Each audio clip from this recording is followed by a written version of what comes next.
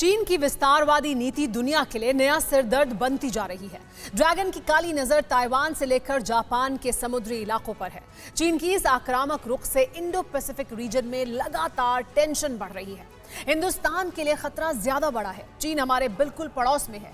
चीन की इन्हीं हरकतों को काउंटर करने के लिए इंडियन आर्मी ने बड़े लेवल पर तैयारी की है। भारतीय सेना ने चीन से पैदा होने वाले खतरे से निपटने के लिए बड़ी संख्या में जवानों को LAC के पास तैनात किया है।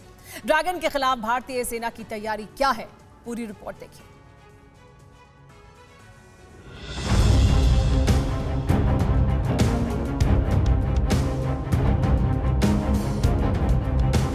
लाल सेना की हर हरकत पर है इंडियन आर्मी की नजर।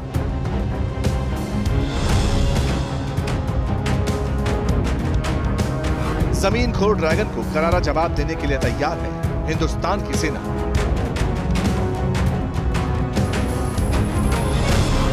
इंडियन आर्मी ने चीन बॉर्डर पर तैनात किए 35,000 जवान।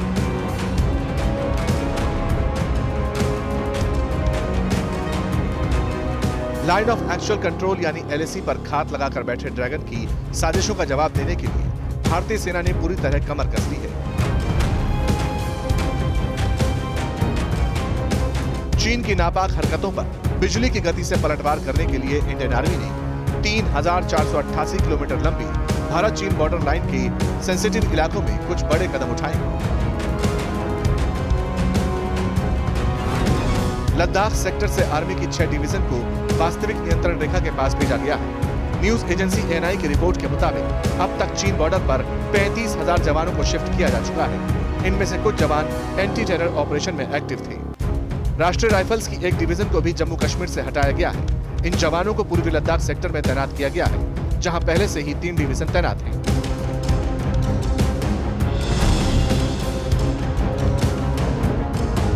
जैसी तैयारी लद्दाख सेक्टर में है, उसी तरह की तैयारी नॉर्थ ईस्ट में चीन बॉर्डर के पास भी की गई है।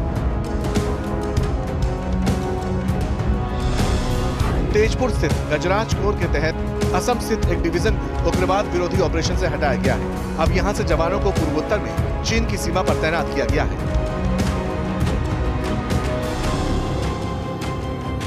हालांकि जवानों को LAC के पास भेजने की प्रक्रिया 2 साल से चल रही थी, लेकिन इसमें अब तेजी लाई गई है।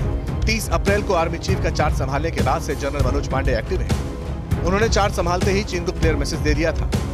जनरल ने LAC को लेकर 3 बड़ी बातें कही थी। पहली बात, LAC पर किसी तरह की गलत हरकत बर्दाश्त नहीं होगी। दूसरी बात, LAC पर मौजूदा स्थिति को बदलने की किसी कोशिश को बर्दाश्त नहीं किया जाएगा। तीसरी बात, LAC पर भारतीय सेना के इंफ्रास्ट्रक्चर को मजबूत किया जाएगा। We are very clear that we will not permit any changes in the status quo and any loss of territory. चीन से सटे बॉर्डर पर आर्मी चीफ का कितना फोकस है, इसे इसी बात से समझा जा सकता है कि चार्ज संभालने के बाद पहले 2 हफ्ते में ही जनरल मनोज पांडे LAC से सटे इलाकों का दौरा कर चुके हैं। 12 मई को आर्मी चीफ 3 दिन के दौरे पर पूर्वी लद्दाख के सबसे कठिन और दुर्गम इलाकों में गए। उन्होंने लेह में fire and fury core headquarter में सीनियर आर्मी कमांडर्स के साथ पूर्वी लद्दाख में सैन्य तैयारियों को रिव्यू किया। लद्दाख रीजन में चीन के साथ लगे LAC की रखवाली की जिम्मेदारी फायर एंड फ्यूरी कोर की है। भारतीय सेना को इस तरह की मूवमेंट और रणनीति की जरूरत क्यों पड़ी, इसे समझना भी जरूरी है। असल में पिछले 2 साल के दौरान चीन ने LAC पर बड़ी संख्या में अपने जवानों को इकट्ठा किया, जिसकी वजह से LAC पर कई बार विवाद की स्थिति पैदा हुई। बड़े विवाद की शुरुआत 5 मई 2020 को लद्दाख के पेंगोंग झील के पास चीन और भारतीय सेना के जवानों की झड़प से हुई, जिसके बाद चीन और भारत दोनों तरफ से LAC के पास सेना का भारी जमावड़ा हो गया। इसके कुछ दिन बाद ही 15 जून 2020 को गलवान घाटी में खूनी झड़प हुई। इस झड़प में भारत के 20 सैनिक शहीद हो गए, चीन के भी कई सैनिक हताहत हो गए। इसके बाद चीन की तरफ से लगातार बॉर्डर के पास पक्के स्ट्रक्चर बनाने की खबरें आती रही। कुछ इसी तरह के हालात सिक्किम के पास LAC पर भी बने।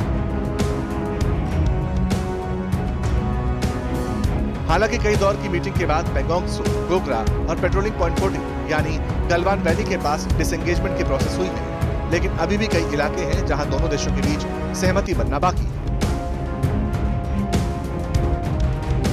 नए army chief general Manoj Pande का पूरा जोर पूर्वी लद्दाख में अप्रैल 2020 से पहले की स्थिति बहाल करने पर है।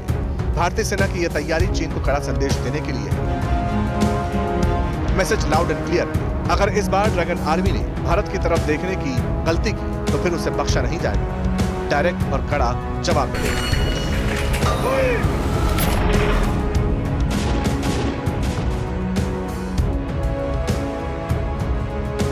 परवाह देश की, सोमवार से शुक्रवार रात 10 बजे TV9 भारतवर्ष पर।